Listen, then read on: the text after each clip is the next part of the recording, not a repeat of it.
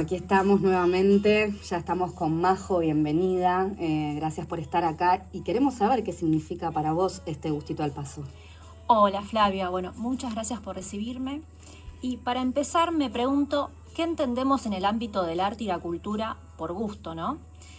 Si nos remontamos allá por el siglo XVIII, con la proliferación de los museos, las críticas de arte y las academias, el gusto, como campo de la experiencia estética, se situó en un ámbito que lo emparentó en más de un aspecto con lo culinario, como un sentido u órgano, al igual que el paladar, destinado a ser educado y domesticado, bajo la mirada de prácticas orientadas a dividir las aguas y a propagar lo que se entiende por buen gusto, situado siempre en el campo de lo que se llamaba la alta cultura, que eran manifestaciones que incitaban a educar a los hombres y a civilizarlos, en contraposición a la mal llamada baja cultura.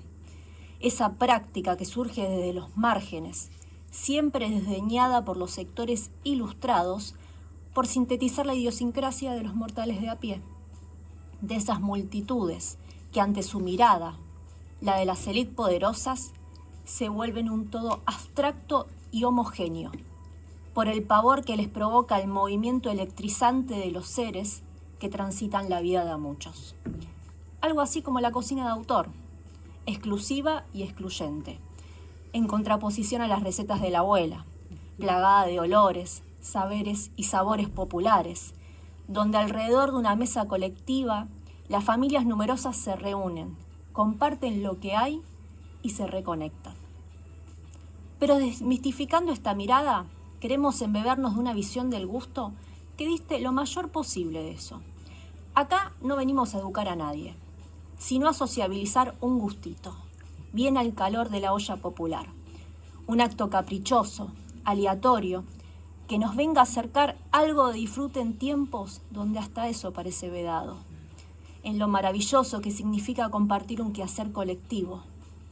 Justamente porque entendemos que algo se disfruta más cuando el deleite se comparte entre muchos.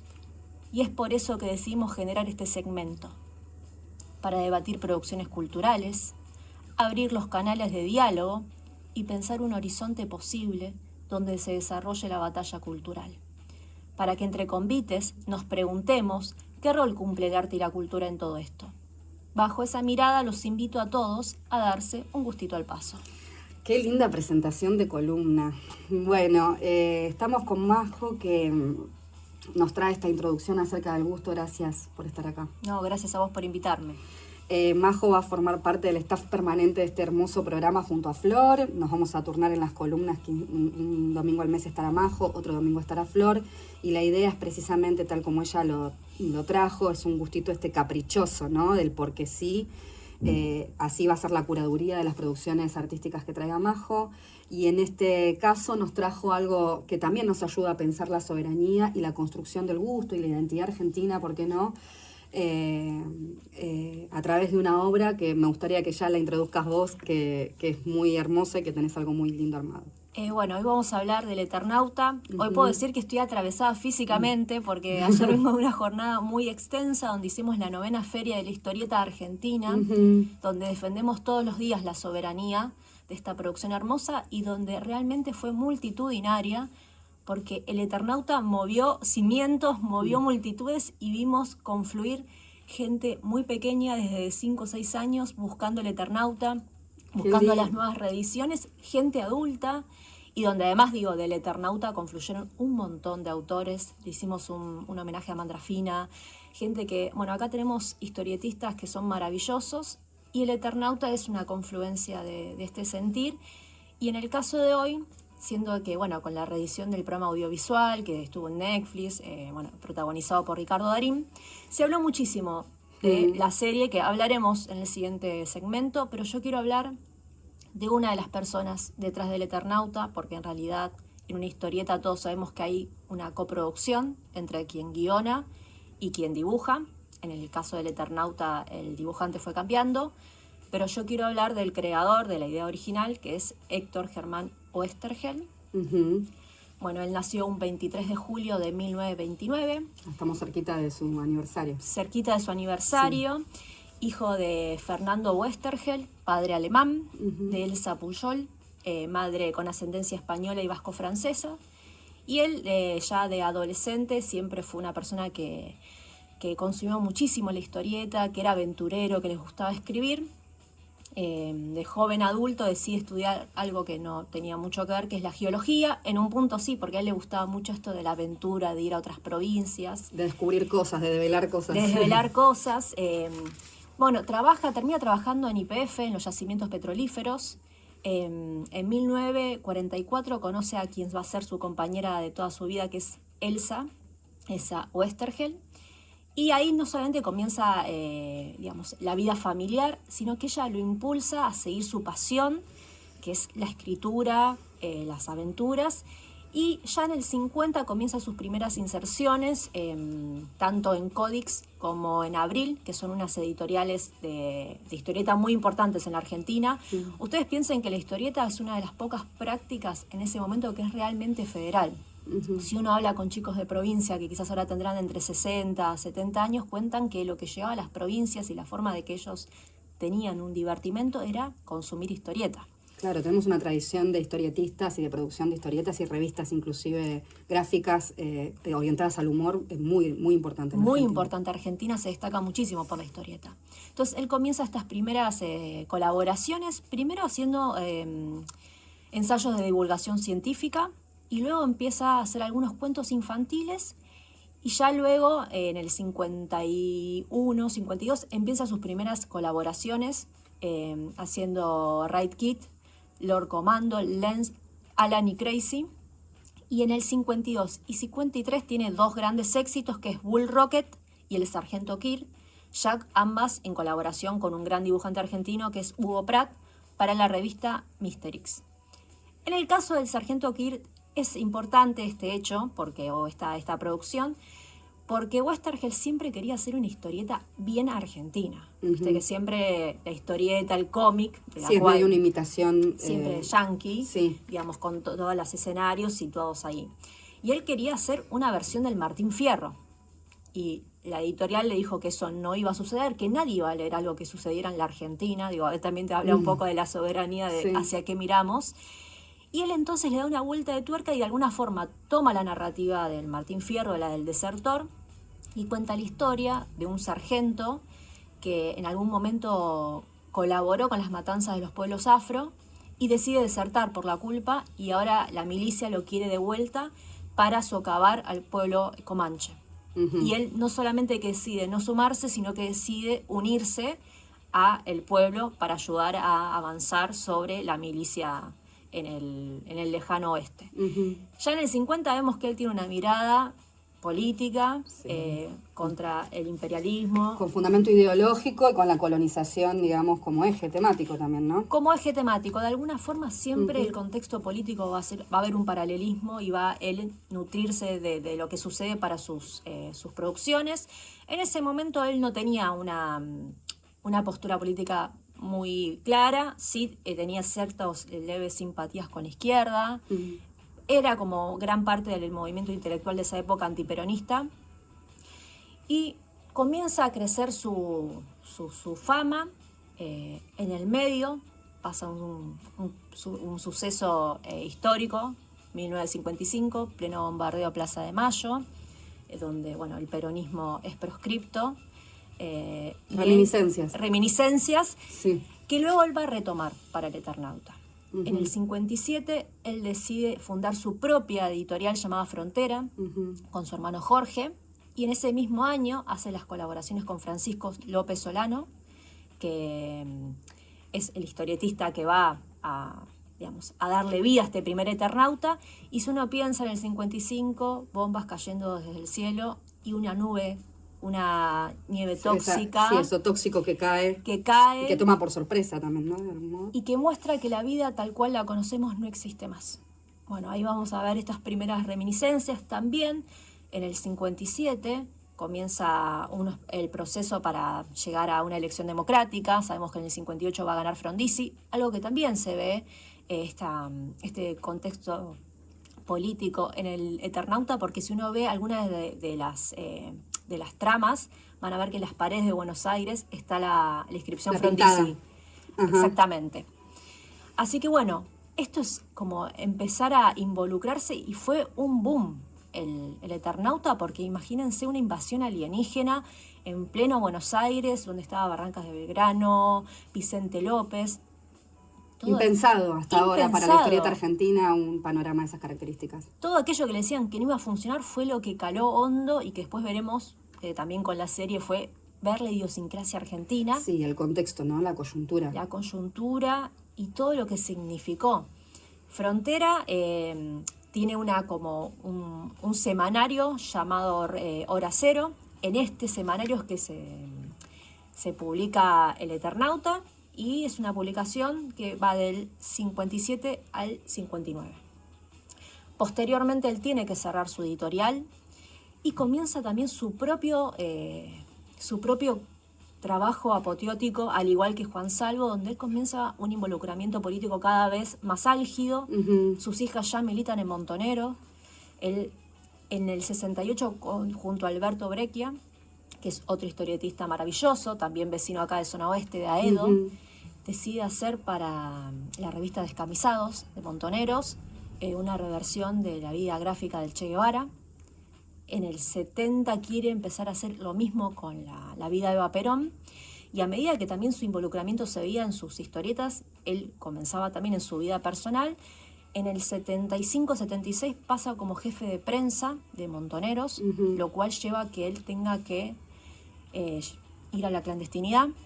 Ya para su momento las hijas estaban desaparecidas, lamentablemente. Sí, ¿no? Ya quiero como hacer un hincapié acá en tema Montoneros y las facciones más radicalizadas de los movimientos políticos de esa historia. Para mí, al igual como él en el 55 advirtió que el mundo tal como lo conocíamos, después de que quienes están en pos de velar por el bienestar de la ciudadanía los bombardean abiertamente en una plaza pública, me parece que ahí hay un punto de inflexión donde ciertas facciones políticas argentinas necesitaron radicalizarse porque estaban viendo que ahí había otro gran quiebre histórico en términos de avanzada imperialista. No es que nosotros estemos a favor de la violencia, ni mucho menos, pero para poner en contexto, ¿no? Porque muchas veces juzgamos la historia con los lentes de hoy y lo cierto es que ahí había un grupo, una generación que estaba viendo que algo no iba a volver a ser lo que era. Absolutamente. Si uno piensa desde el 55 hasta finales del 73, cuando vuelve Perón y está la posibilidad de una elección democrática, pasan casi 4 gobiernos dictatoriales, donde tenemos Aramburu, Onganía, Lanusse, Levingston, 2 gobiernos democráticos muy débiles, que es Frondizi y Ilia, y 2 gobiernos de transición, que es Cámpora y, déjenme acordarme, Las Tiri. Bueno, en todo eso está impregnado en la obra de Westergel. Y también piensen que él vivió la Guerra Fría y la Revolución Cubana, que eso también, se introduce en la vida de cada uno. Para el 78, cuando hace lo con Breccia, la vida del Che Guevara, bueno, comienza también en el 79 a pensar la nueva reedición del Eternauta, que la hace de vuelta con Alberto Breccia, donde es una obra para la revista Gente, algo insólita, que lo descontinúan a la semana que surge, donde es mucho más política, donde Juan Salvo habla de que no hay que tener piedad contra el enemigo. Y en el 76 hace otra reversión ya con Solano López, en La Clandestinidad, donde él hacía llamados telefónicos y le pasaba los guiones. Los guiones me muero, eso es. Y donde ya Juan Salvo pasa muchos años desde esta primera invasión, donde tiene que hacer actos de crueldad necesarios. Hay que pensar que en el 70 Aramburu por Montoneros es fusilado y fue algo que, un hecho de alguna parte vanagloriado por toda la sociedad. O sea, por eso hay que contextualizar la época de violencia. Sí, y cada vez que ocurren hechos de estas características, tal como lo conversaremos seguramente más adelante, ¿no? Negociamos humanidad. Negociamos humanidad. Entonces, bueno, la última versión del Eternauta hay una mirada muy política donde se ve la lucha de clases. En el 77, lamentablemente secuestrado, y aparte perdió los derechos del Eternauta, algo que después recuperará en los 90 Solano López y su mujer. En el 78 se dice que fue desaparecido. Y se rumoreaba que estaba en un centro clandestino. En el Vesubio. En el Vesubio, hay testimonios. Hay testimonios que estuvo con Haroldo Conti, los más grandes de esa comicia. Y luego, siguen sus juicios por la humanidad, por lesa humanidad, abiertos, se siguen buscando, porque 2 de sus hijas estaban embarazadas, se siguen buscando esos nietos.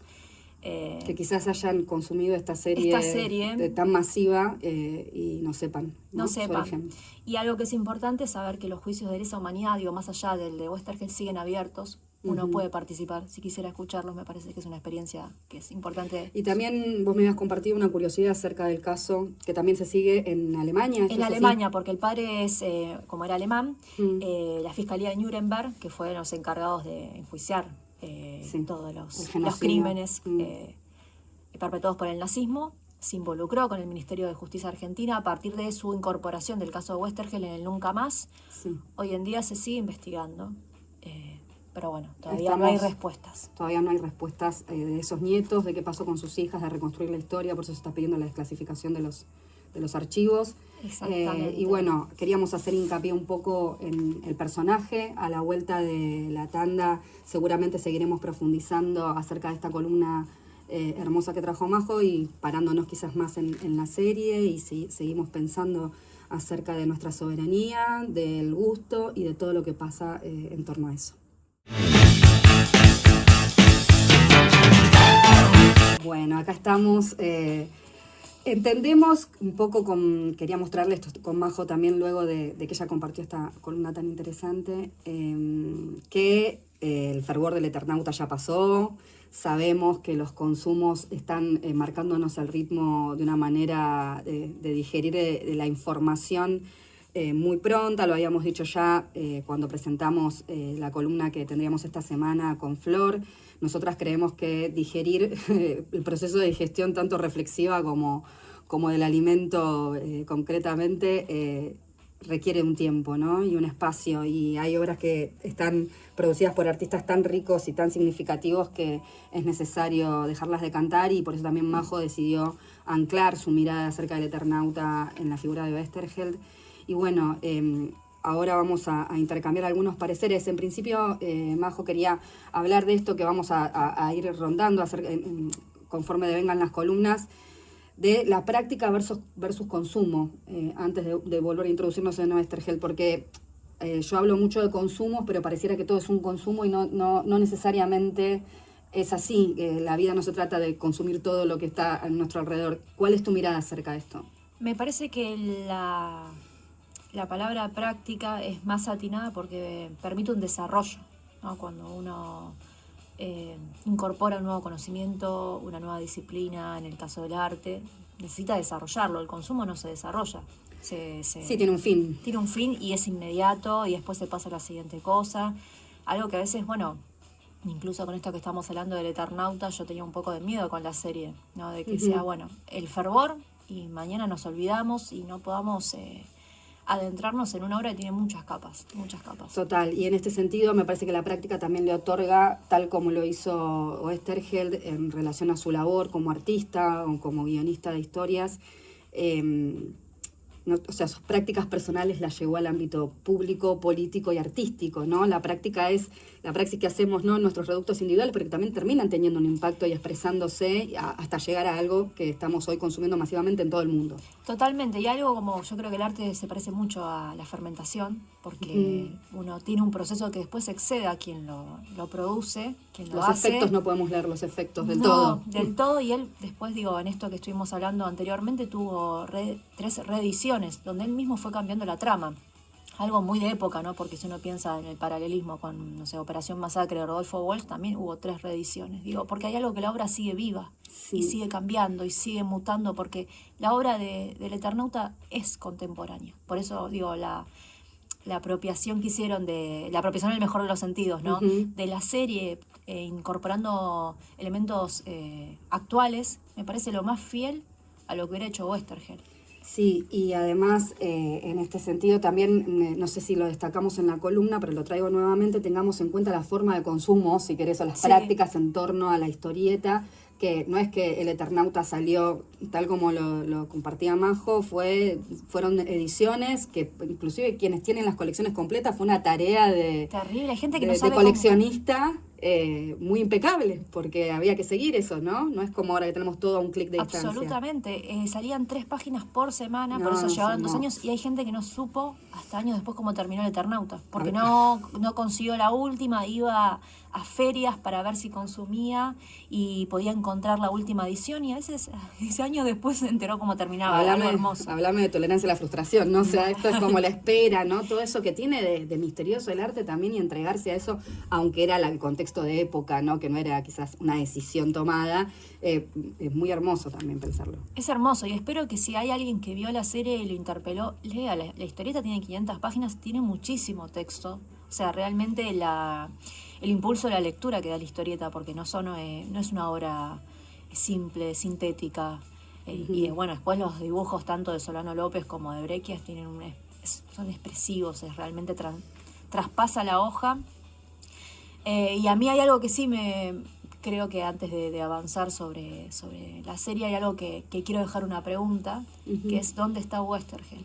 Si aún no tenemos esa pregunta contestada, ¿querés desarrollar un poquito más acerca del contexto de su desaparición, de su familia, de sus hijas? Sí. Porque es fuerte, si querés puntearlo, es muy fuerte lo que tuvo que experimentar este hombre en vida también. Fue muy fuerte, y pasó algo porque realmente siempre en los momentos de desgracia siempre hay, y perdón la palabra es mercenarios, que sufructúan con el dolor de la gente. Él, en el 77, ya en la clandestinidad, se había quedado sin dinero, sin ningún tipo de recurso, y decide vender los derechos que hasta ese momento solamente eran de él, no eran de Solano López. Después empieza la coautoría. Alfredo Scuti, un empresario. Qué raro. Claro, qué raro, que hasta los 90 fue el único dueño. Cuando algo reproducía o salía una cartuchera del Eternauta, la familia Westergel y Solano López no cobraba un peso. Que a propósito de eso, quien está viva de la familia, digamos, su familia nuclear inmediata, es su mujer. Elsa. Elsa, y después no su sé familia extendida, digamos, su hermano. Elsa no sé si está viva, me parece que no. ¿Ya murió Elsa? Creo que murió. Ah, okay. Y quedó un nieto, que es uno de los productores. Bueno, hasta los 90 este señor tenía los derechos, y a fines de los 90, también un poco con el gobierno de Néstor y Cristina, porque Néstor era muy fanático del Eternauta, comienzan a hacer tratativas y se hace un acuerdo tripartito. O sea, ni siquiera es que vuelve la autoría a quienes corresponde, sino que este señor sigue cobrando plata por la reproducción. Y hablando de Elsa también, digo, su vida es también otro capítulo aparte, porque ella estaba muy en contra de la militancia tanto de su marido como de sus hijas, de su marido más, porque decía que no le tenía que fomentar esto a sus hijas. Y después, cuando ellos fallecen, ella empieza a ser abuela de Plaza de Mayo, y comienza a militar activamente en el gobierno de Néstor y Cristina, poniendo voz y causa a los derechos humanos, a los juicios abiertos. Sí, un lugar en que la colocó, digamos, el devenir de las cosas con la desaparición de sus hijas y sus nietos. Absolutamente. Muy bien. Y en relación a la serie, ¿qué hallás, no? En esto de que hablábamos del avasallamiento y el gusto de la construcción argentina, a mí lo que por lo menos me despertó lo insólito y lo que fue una novedad muy linda fue ver la serie con una identidad argentina muy marcada, principalmente por la elección del personaje central, digamos, de la obra. Y contada de una manera que la podemos entender nosotros, pero que evidentemente no fue necesario negociar esa identidad en pos de presentar una serie en una plataforma masiva de consumo mundial. ¿Qué sentís acerca de eso? ¿Qué viste vos? Al principio un poco de escepticismo, ¿no? Porque cuando sabía que la encaraba Netflix, todavía no sabía quién iba a hacerse cargo, quién le iba a dirigir. Me imaginaba que iba a ser un actor como Darín o Sbaraglia, porque todo se apoya en el Star System, muy hollywoodense, y que tiene que ser una figura que trascienda las fronteras de nuestro país. Después, cuando me enteré que Stagnaro iba a estar involucrado, para mí Ocupa fue la mejor serie que sintetiza la idiosincrasia argentina.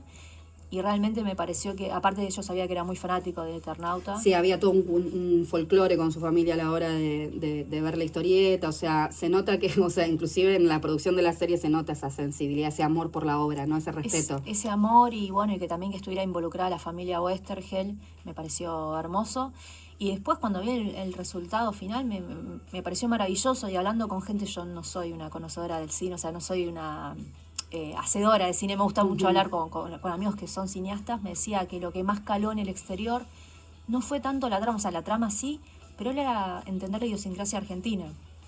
De hecho, había chistes que siempre nos reíamos, digo, ¿cómo lo van a traducir en el inglés, Claro, no? Porque hay total. chistes que son muy argentinos, para bien o para mal, y me pareció hermoso, me generó esperanzas en un contexto donde el Inca se está desfinanciando, donde parece que lo público y lo nacional no tiene valor, donde mucha de esta gente fue financiada, digo, Stagnaro, si uno piensa en Ricardo Darín con El hijo de la novia, con El secreto de sus ojos, fue financiada por el Inca y ganó un Oscar una de sus películas. Sí, como esto que también conversábamos mientras mientras vos pensabas esta columna y traías la temática, ¿no? Cómo la capacidad técnica de un país hace que sus obras sean referencia a nivel mundial y que también sinteticen una expresión cultural de su tierra, ¿no? Y sin capacidad técnica, que implica tanto los medios y recursos técnicos para lo audiovisual, para filmar una película, lo básico, también es la educación pública. O sea, esta serie en su síntesis trae muchas aristas para pensar la actualidad de nuestro país, ¿no?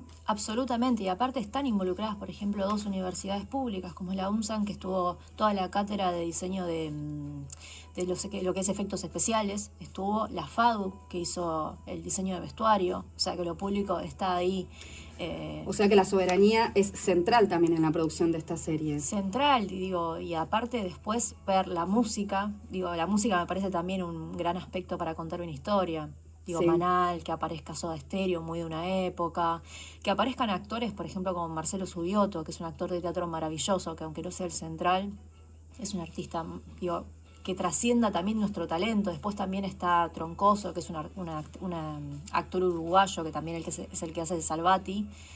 Pero a mí lo que me encantó, que al principio dije, ¿cómo lo tomarán los fanáticos del Eternauta? Fueron las pequeñas incorporaciones contemporáneas, el uso de celulares, el uso de esto de pensar que él habla mucho de la diferencia de clases, de los roles de clases, y aparece la chica que está en Rappi, que está totalmente precarizada.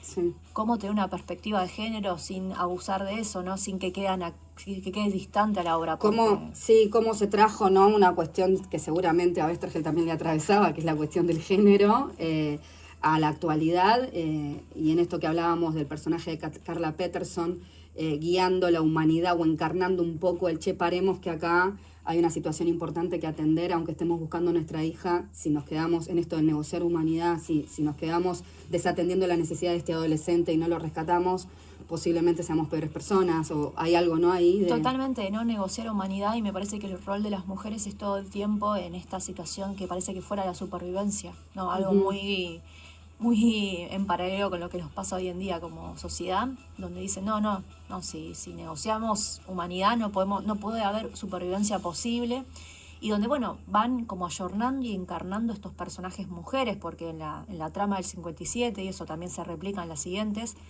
tanto el personaje de Elena, como en la versión se va a llamar Martita, el personaje de la hija, acá es Clara.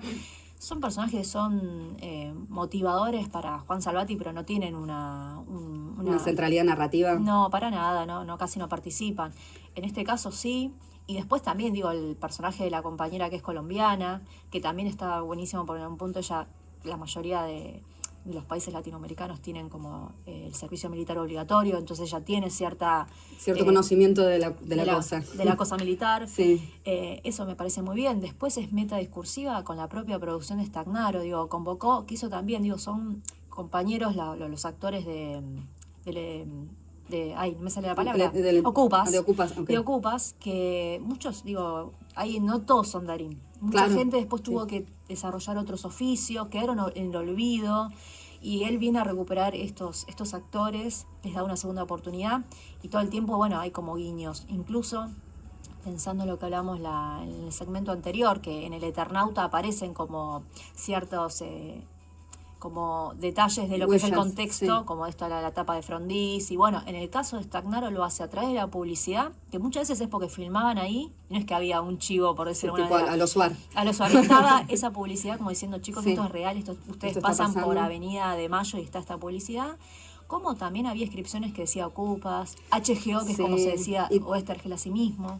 Y también algo para no dejarlo pasar, que es central y que lo hemos charlado acerca de la soberanía, que es lo que la tematización que le venimos dando a las primeras dos entregas del programa, cómo retoma esa cuestión de arraigo y de identidad más llena de fundamento nacional o de experiencia nacional e inclusive filosófica a partir de Darín siendo un excombatiente, ¿no? Totalmente, esto de lo geográfico, de la estepa, del frío, ¿no? Esto de vuelta a la soberanía, incluso cuando en la serie ellos van a Campo de Mayo, algo que no sucede nunca en la historieta, y eso tiene que ver con un guiño a que Oesterheld estuvo preso en Campo de Mayo, en el Sheraton, y termina en el Vesubio, en La Matanza. Entonces también esto de él no querer ir a Campo de Mayo, ¿no? Como que también hay como una reminiscencia a la propia historia de Oesterheld. Me parece que en ese sentido la obra gana una contemporaneidad hermosa.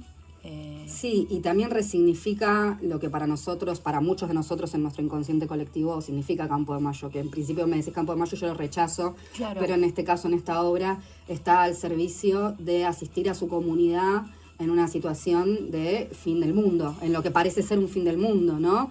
Entonces se convierte en un lugar que presta servicio a su comunidad y que no está desgajada, por lo menos hasta lo que vimos en la primera entrega de esta serie. No ataca a su comunidad, como también eso dialoga hoy con el contexto, ¿no? Hoy un periodista en la calle se parece más al Eternauta que a cualquier otra cosa, por toda la parafernalia que tiene que tener puesta encima en pos de que no lo gaseen. Absolutamente, y también digo, hay uno de los capítulos que a mí más me emocionó, que también es una creación del propio Stagnaro, que es la de la iglesia, la de los excluidos. Esto de que justamente creo que a las 2 semanas murió Francisco, que yo creo que con todas las cosas que puedo criticar al dogma cristiano, fue una persona que humanizó a la iglesia y le dio a los excluidos el rol central. Entonces acá digo, una iglesia... Esa escena está muy buena. Aparte con Mercedes Sosa, con la música de Mercedes Sosa, a mí me emocionó, ¿no? De que los excluidos terminan siendo mucho más humanos. Y mucho más valientes. Mucho más valientes que los que tienen miedo a perderlo todo. Y esto también de Darín con su huella traumática acerca de la experiencia de Malvinas y siendo un tipo contrariado, en principio no tiene todo claro. Él avanza y no como esto de la encarnación del héroe colectivo, que si bien se repitió mucho y ya sabemos que no estamos diciendo ninguna novedad, aferrarnos a eso. A mí lo que me pasó cuando terminé de ver la serie es que terminé inspirada y hacía mucho que no miraba algo que me dé polenta para seguir avanzando en un contexto donde está siendo difícil moralmente sostener ciertos ideales, ciertas búsquedas ¿no? que hacen a lo colectivo. Totalmente, y yo creo que lo que es hermoso, que pasó en el 57 y pasa hoy en día, digo, de que nosotros tenemos una mirada del héroe, que también lo replicamos en la praxis cotidiana, que es el tipo que es excepcional, es el tipo que no duda. Digamos, tenemos esa mirada, o el antihéroe, que es nuestro Martín típico, Fierro, claro. Que es el desertor, el que está siempre ahí excluido. Bueno, acá te dicen, no es ni una cosa ni la otra, y cuando Juan Salvo, pues de hecho Juan Salvo creo que es el personaje menos, en la textura, el personaje el menos interesante, te diría. Uh-huh. Sacando que con esta incorporación de Malvinas le da como una profundidad. Otro nivel, sí. Que bueno, que cuando él no tiene certezas, la tiene Salvati, cuando no la tiene Salvati, la tiene Elena, cuando no la tiene Elena, la tiene la compañera colombiana, ¿no? Sí, esto es lo que hace a la red de la constitución de un héroe colectivo, que no es que se encarna en una persona, por lo menos en nuestro sistema, por ejemplo, de representación política, se podría pensar de esa manera, pero entender que ese héroe no es tal sin ese entramado que sostiene detrás y que lo guía y lo acompaña y lo contiene en las decisiones que tiene que tomar para avanzar. Absolutamente, yo creo que en estos días se vio mucho, ¿no? De que uno puede estar a favor o en contra de un personaje, pero si no está ese amor que sostiene esa persona, eso no existe, ¿no? Y hay algo de lo colectivo que a veces uno necesita una representación de una figura, pero es solamente una representación, hasta te diría mitológica. Lo que importa es el entramado que sostiene esa figura, y este tiempo lo hemos visto. Sí, estuvimos hablando también en la primera columna con Flor de cómo recuperar el poder de agencia, ¿no? Cómo que esto figure como forme como un vínculo que se retroalimenta. Nosotros nos espejamos en ese héroe colectivo y ese héroe colectivo está a la altura de las circunstancias. Si no está a la altura de las circunstancias, está mirado por su pueblo, siendo sostenido, siendo acompañado, siendo disputado en su sentido político. Y hay algo que creo que es como lo que está pasando a nivel estructural, que también dialoga tanto con Oesterheld como con la serie, es que hay un sentir, por lo menos desde mi sesgo y desde el ámbito de los ámbitos que yo formo parte, muy opresivo, que quita las ganas, ¿no? O sea, saben fracturar, saben sofocar. discursivamente. Y entonces estas producciones audiovisuales, la comunidad en la calle movilizándose por los jubilados, te hace recuperar el poder de agencia. Yo cada vez que voy a una marcha, a una movilización, independientemente de que me mueven un montón de cuestiones ideológicas, lo hago para mi alma, porque si no siento que me apago de a poco. Es que yo creo, y esto es muy personal, ¿no?, que uno se define con los otros. Yo creo que me reafirmo más en lo que soy cuando hay un otro que me muestra otra cara y me muestra otra mirada, ¿no? Y el arte a mí me encanta porque es un espejo de eso, y hasta a veces es un espejo distorsionado, pero no en esa distorsión significa que seamos menos nosotros, menos reales. Entonces me parece que el Eternauta nos muestra que hoy en día estamos viviendo ese apocalipsis y que hay dos caminos. Cada uno se corta solo, o lo elaboramos, lo trabajamos en y nos conjunto. Bancamos la disidencia, ¿no? La diferencia, y para trascenderla. Esto te quería preguntar para ir cerrando, vamos a cerrar con una frase, pero antes te quiero preguntar esto, que un poco es lo que vamos construyendo entre las tres en este programa que estamos haciendo. Es para vos, desde el arte, que a Flor le pregunté como nutricionista qué opinaba, cómo podíamos recuperar un poquito el poder de agencia, construir algo que es esto que es tan grande, que es la soberanía que nos excede, que es una construcción, que es una gran pregunta y que no está definida, ¿no? ¿Qué crees en términos de prácticas culturales nos puede ayudar a encontrar más nuestro propio gustito? Yo creo que para empezar a perder las certezas, ¿no? En un mundo que nos dice que ya tenemos que saber todo lo que hacemos. Ay, qué difícil, amiga. Perder las certezas. Tengo 4 o 5 nada más, me vas a hacer perderlas también. Empezar a jugar de nuevo, empezar a redescubrirnos, porque donde a veces damos las cosas por sentadas es que cerramos el sentido a pensarnos desde otra manera. Y me parece que hoy en día el arte, la cultura, el contexto político nos lleva a replantearnos y a pensarnos desde otras perspectivas. ¿Estamos a la altura de eso? Eso ya no lo sé.